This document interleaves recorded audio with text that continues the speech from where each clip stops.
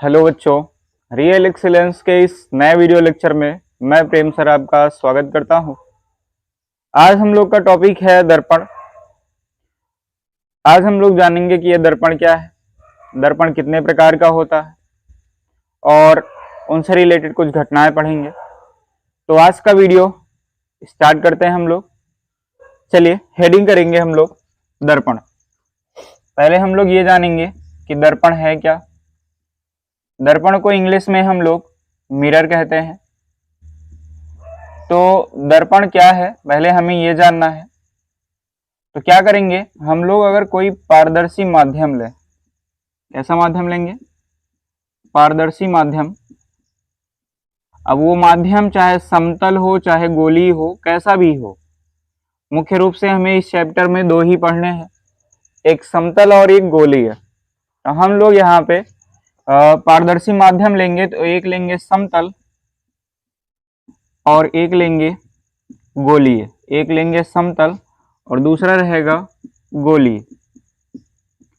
दो पारदर्शी माध्यम लेंगे, दो में से कोई एक भी ले सकते हैं। तो अगर हम लोग कोई समतल, ये देखिए मैंने एक समतल पारदर्शी माध्यम ले लिया, अर्थात इसमें से अगर प्रकाश अगर हम गुजारेंगे, ये प्रकाश पूरा पूरा इसके आर पार हो जाएगा, मतलब एक छोर से दूसरे छोर तक आर पार हो जाएगा अगर इससे हम लोग प्रकाश को निकालेंगे तो।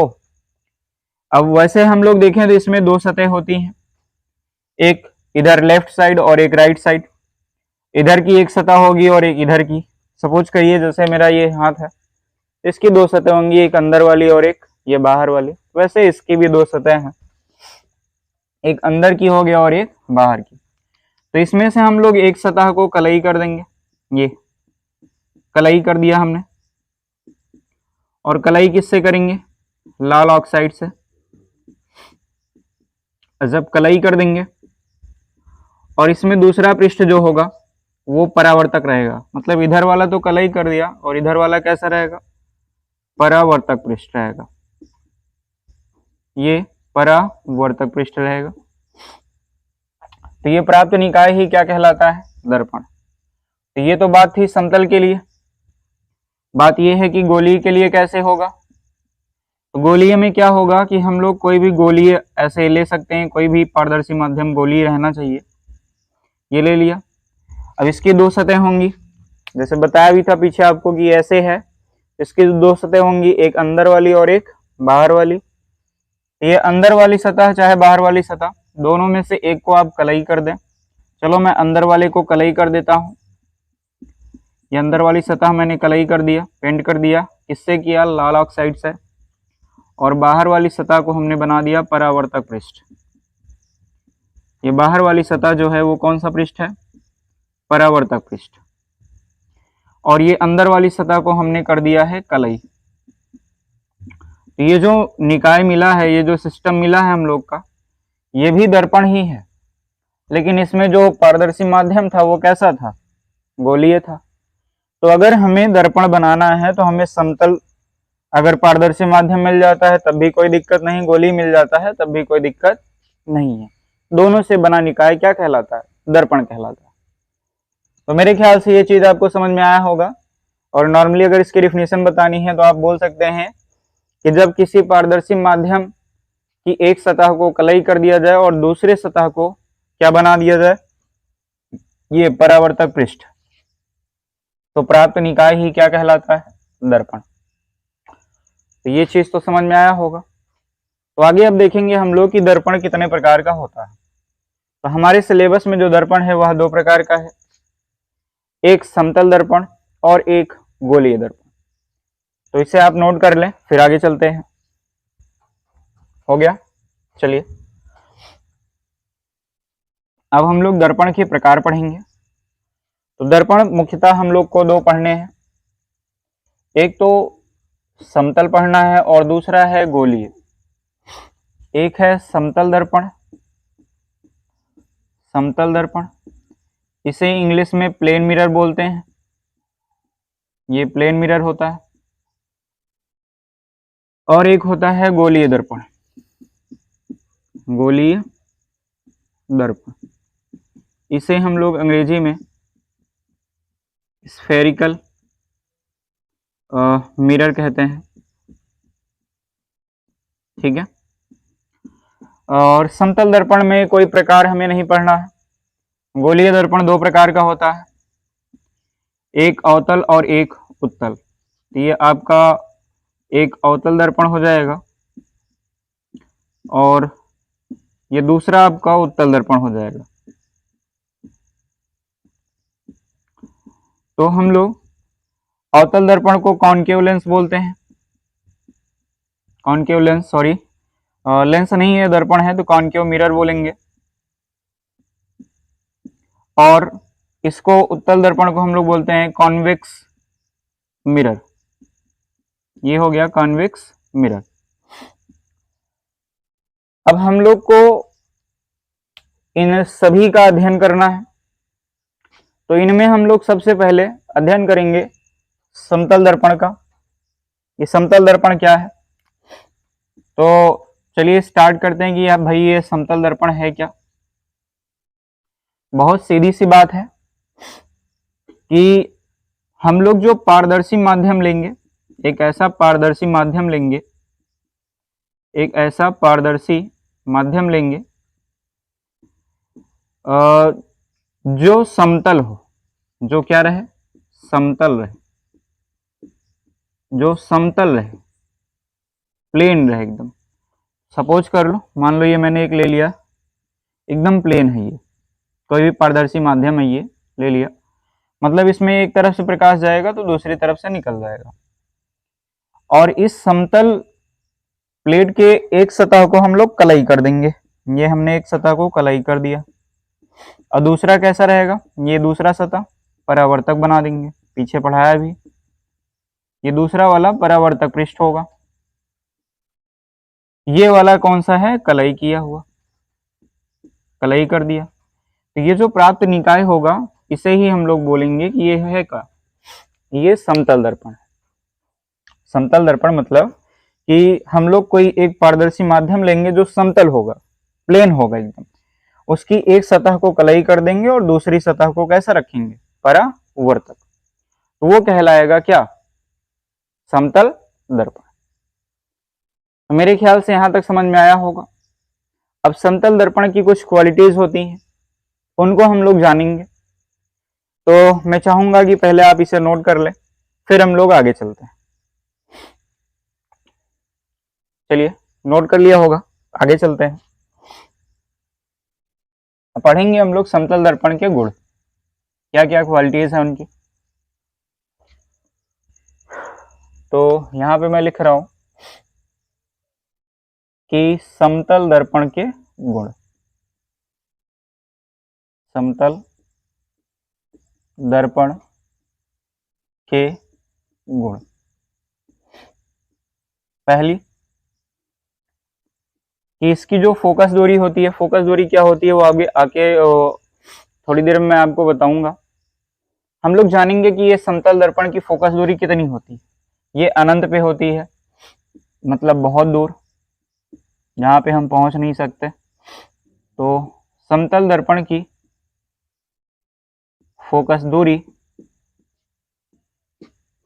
फोकस दूरी अनंत पर होती है।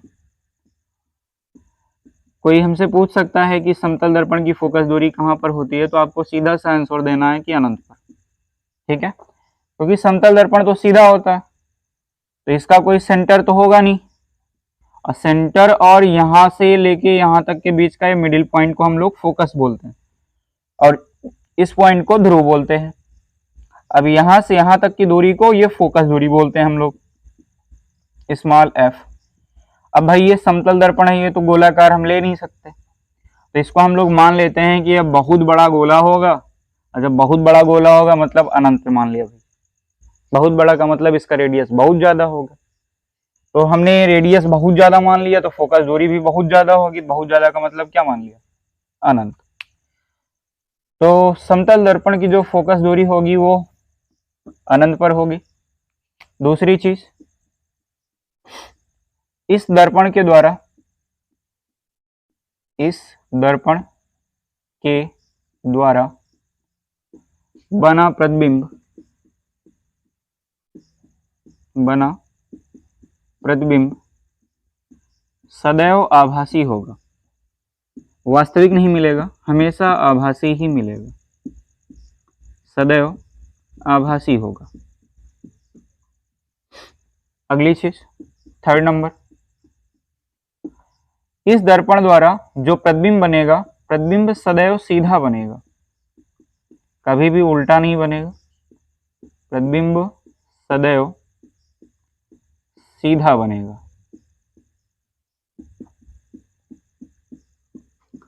अगली प्रॉपर्टी इसकी ये है कि जो समतल दर्पण है, ये देखिए, मान लो ये समतल दर्पण है, एक साइड को हमने कलई कर दिया, इससे जितनी दूरी पर ये वस्तु होगी, मान लो ये 5 सेंटीमीटर की दूरी पर है, तो दर्पण के पीछे इसका प्रतिबिंब भी, यहाँ प्रतिबिंब जो बनेगा आभासी बनेगा, डैश डैश करके बनाएंगे, वो भी दर्पण से 5 सेंटीमीटर की ही दूरी पर बनेगा। मतलब दर्पण से वस्तु की दूरी, दर्पण से वस्तु की दूरी बराबर होगी दर्पण से प्रतिबिंब की दूरी, प्रतिबिंब की दूरी। लेकिन एक चीज याद रखिएगा कि प्रतिबिंब हमेशा दर्पण के पीछे बनेगा, यहां पे नहीं बनेगा, दर्पण के पीछे बनेगा। ठीक, तो ये चौथी कंडीशन थी। पांचवी कंडीशन में ये है कि मान लो कोई व्यक्ति यच ऊंचाई का है, व्यक्ति की ऊंचाई मान लो कितना है, व्यक्ति की ऊंचाई अगर यच है, यच सेंटीमीटर, मीटर कुछ भी हो, तो मैं मान लेता हूं यच मीटर हो, तो दर्पण की हो तो दर्पण की न्यूनतम ऊंचाई, न्यूनतम ऊंचाई h/2 होनी चाहिए, होनी चाहिए। अब इसका क्या मतलब हुआ? अब इसका मतलब ये है, यहाँ पे देख लीजिए, इसका मतलब ये है कि कोई व्यक्ति, मान लो ये यहाँ पे बता दे रहा हूं मैं, मान लो कि ये आपका समतल दर्पण है, या मान लो कोई व्यक्ति है, तो व्यक्ति की हाइट मान लो ये है, आपको दे दिया 100 सेंटीमीटर, कितना दे दिया? 100 सेंटीमीटर। तो अगर इसकी हाइट 100 है और इसको अपना पूरा पूरा इमेज देखना है, पूरा पूरा प्रतिबिंब देखना है, तो इसके लिए जो दर्पण की कम से कम हाइट होनी चाहिए वो इसकी हाइट की आधी होनी चाहिए।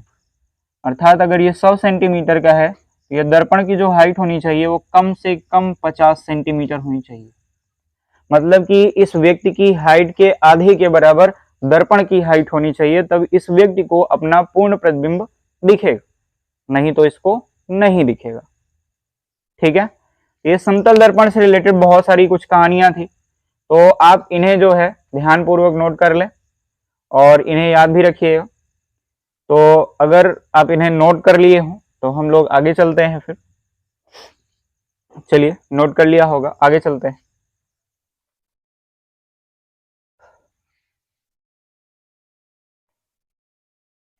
जो अगला टॉपिक है हम लोग का वो ये है, एक इसी में बीच में आ गया टॉपिक पार्श्वोत्क्रम। क्या होता है पार्श्वोत्क्रम, वो भी देख लेते हैं हम लोग।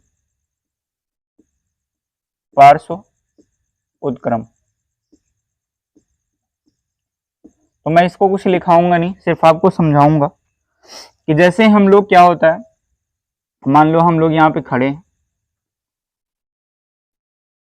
ये, और यहाँ पे एक दर्पण लगा हुआ है, ये दर्पण है। तो थोड़ा सा मैं इसको और अच्छे से बना देता हूं।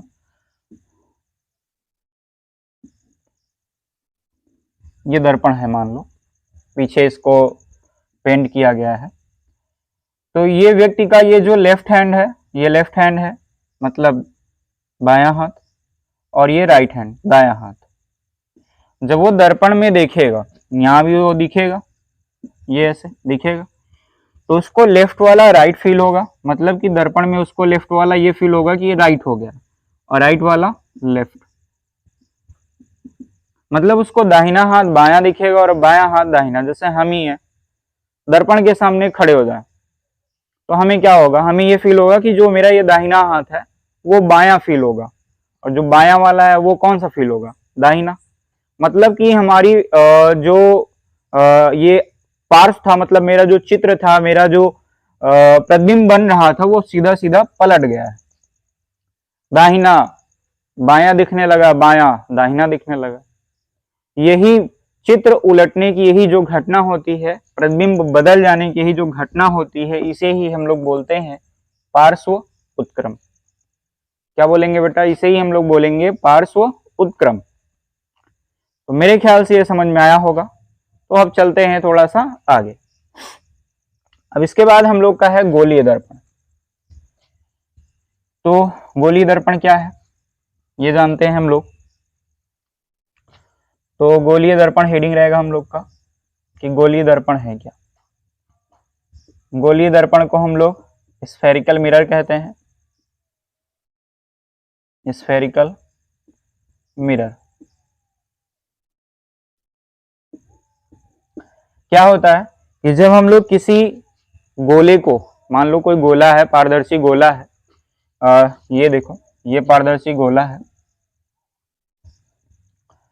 तो ये पारदर्शी गोला, और इस गोले को हम लोग क्या करें, काट ले, ऐसे काट लिया। काटने के पश्चात ये मिलेगा, ये ऐसे भाग मिलेगा। तो इसमें दो सतह मिलेंगी, एक अंदर का और एक बाहर का। काटा हुआ है ऐसे, तो एक अंदर की सतह और एक बाहर की सतह।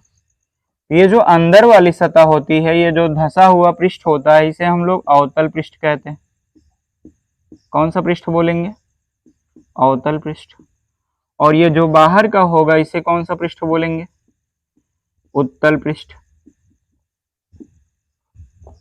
इसे बोलेंगे उत्तल पृष्ठ। तो अब हम क्या करेंगे, इसी जो ये काटा हुआ भाग है इसके दो सतह, एक उत्तल और एक अवतल, दोनों में से किसी एक को कलई कर दो। ये कलई कर दिया, और दूसरे वाले को क्या बना दो, परावर्तक। पीछे बताया, एक को कलई कर दो और एक को क्या बना दो, परावर्तक। यही प्राप्त निकाय क्या कहलाता है, यही प्राप्त निकाय कहलाएगा आपका गोलीय दर्पण। तो गोलीय दर्पण क्या होता है, बहुत सीधी सी डिफिनेशन, किसी गोले के या किसी पारदर्शी माध्यम जो कि गोलाकार हो, ये गोलाकार है, उसको जब काटा जाता है तो कटे हुए भाग में दो पृष्ठ रहेंगे, एक अवतल और एक उत्तल। दोनों में से किसी एक पृष्ठ को कलई कर देंगे और दूसरा बना देंगे परावर्तक। तब प्राप्त निकाय क्या कहलाएगा, गोलीय दर्पण। अब बात ये आती है कि हमने तो अभी बाहर कलई कर दिया, अंदर भी कलई कर सकते थे। कैसे, ध्यान से सुनो, ये देखो ऐसे, ये अंदर भी कर सकते थे और कहीं नहीं कर सकते, या तो बाहर कर सकते हैं या तो अंदर कर सकते हैं। गोलीय दर्पण में केवल दो कंडीशन, या तो अंदर कलई कर लो तुम या तो बाहर कर लो। तो केवल दो ही कंडीशन होती है, इसीलिए गोलीय दर्पण भी कितने भागों में बटा, दो, एक अवतल और एक उत्तल। अब हम लोग जानेंगे कि कब उत्तल दर्पण होगा अब कल, और कब जो है ये अवतल दर्पण होगा। चलो देखते हैं। तो आपको बताया ही है कि जो गोलीय दर्पण है यह दो भागों में बटा है। कौन कौन सा है, एक अवतल दर्पण है और एक उत्तल दर्पण है। अब ध्यान देना यहाँ पे आपको कि अवतल दर्पण क्या होगा। ऐसे कलई क्या कहते हैं कि हमने क्या लिया, गोलीय पृष्ठ ले लिया। अब ये अंदर वाला भाग क्या है, अवतल, और बाहर वाला भाग उत्तल होता है। तो अब की बार हम उत्तल वाले भाग को कलई कर देंगे। क्या करेंगे, कलई। ये उत्तल वाला भाग हमने क्या कर दिया, उत्तल पृष्ठ को कलई कर दिया, तो बचा क्या, अवतल। तो यही अवतल पृष्ठ बच जाएगा, जो कि हम बना देंगे इसको परावर्तक पृष्ठ। क्या बनाएंगे, परावर्तक पृष्ठ। अब ये उत्तल पृष्ठ को कलई कर दिया और अवतल पृष्ठ को परावर्तक बना देंगे, तो यही प्राप्त दर्पण कहलाता है अवतल दर्पण। तो तो ये प्राप्त दर्पण कौन सा कहलाएगा? अवतल। उत्तल जस्ट इसका उल्टा होता है। आपने क्या किया कि अभी आपने उत्तल वाले मतलब उभरे हुए भाग को कलई कर दिया। अब इसमें धंसे हुए भाग को कलई करो, मतलब ये अंदर वाले को कलई कर दो ऐसे। ये देखो, ये अंदर कलई कर दिया। अंदर वाले पृष्ठ को बोलते हैं अवतल पृष्ठ। तो आपने अवतल पृष्ठ को क्या किया? कलई कर दिया। इसको कलई कर दिया और ये उत्तल वाले पृष्ठ को क्या किया? उत्तल पृष्ठ को आपने बना दिया परावर्तक पृष्ठ। इसको बना दिया भाई परावर्तक पृष्ठ। तो अब जो ये निकाय मिला है, इस निकाय को हम लोग बोलेंगे क्या? उत्तल दर्पण। तो जस्ट इसका उल्टा है। इसमें उभरे हुए भाग को कलई करेंगे, इसमें धसे हुए भाग को। इसमें धसा हुआ भाग परावर्तक पृष्ठ रहेगा और इसमें उभरा हुआ भाग परावर्तक पृष्ठ रहेगा। तो मैं उम्मीद करता हूं कि आज का ये वीडियो आपके समझ में आया होगा, और मैं आगे से बोलता आ रहा हूं कि भाई आप लोग को अगर कुछ भी दिक्कत है कमेंट में जरूर लिखें, और अगर नहीं समझ में आता है कोई चीज तो आप वीडियो को रिवाइंड करके एक बार जरूर देख लें, और फिर भी नहीं आता तो भाई हमसे कांटेक्ट कर लिया करें आप लोग, और मेहनत करते रहें और बोर्ड परीक्षा की तैयारी करते रहें आप लोग। और हम लोग का आपके साथ ये जो साथ है ये अगर बना रहेगा तो बहुत ही अच्छा रिस्पांस आप लोग को मिलेगा। तो इसी के साथ हम लोग ये वीडियो आज का समाप्त करेंगे। मिलते हैं आपसे नए वीडियो में, तब तक के लिए धन्यवाद।